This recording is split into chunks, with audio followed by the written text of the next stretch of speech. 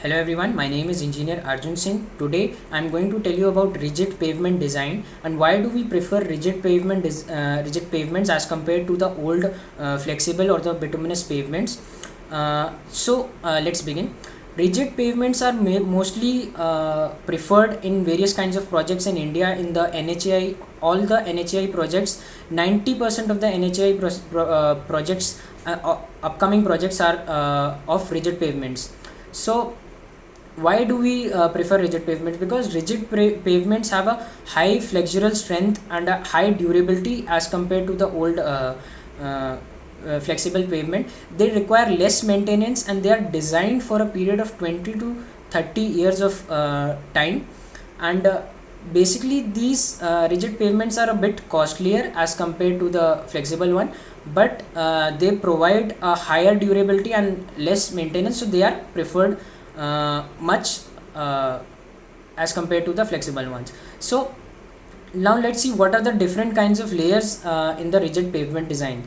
So starting from the bottom, we have the subgrade. As you know, subgrade is basically can be from the existing soil, the soil can be brought from the outside. The soil is well compacted and is to be achieved to a level of compaction of 95 to 98%. And above the subgrade, we have the granular subbase, the filter layer of the concrete rigid pavement design. Then above that we have the DLC. Then above that we have concrete slab. Now in the concrete slab usually is of 30 centimeter or 300 thick in dimensions.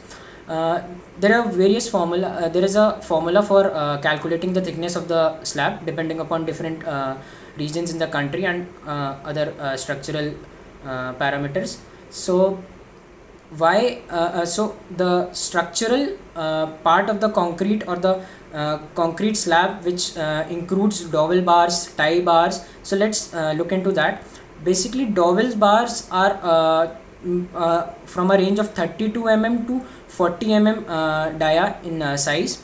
They are provided at mid depths between the expansion joints to connect the two slabs and to for the load transfer from the one slab to the other. They increase the efficiency and the effectiveness of the load transfer, so they are being placed in the centers. And the tie bars are also provided horizontally. These are provided basically to connect the two lanes, also to distribute the load horizontally. And these are provided to reduce the differential settlement in any concrete pavement design. So these are the different kinds of things which are incorporated or which can be seen when you ever see a concrete pavement design. So thank you everyone for watching. Hope you like it.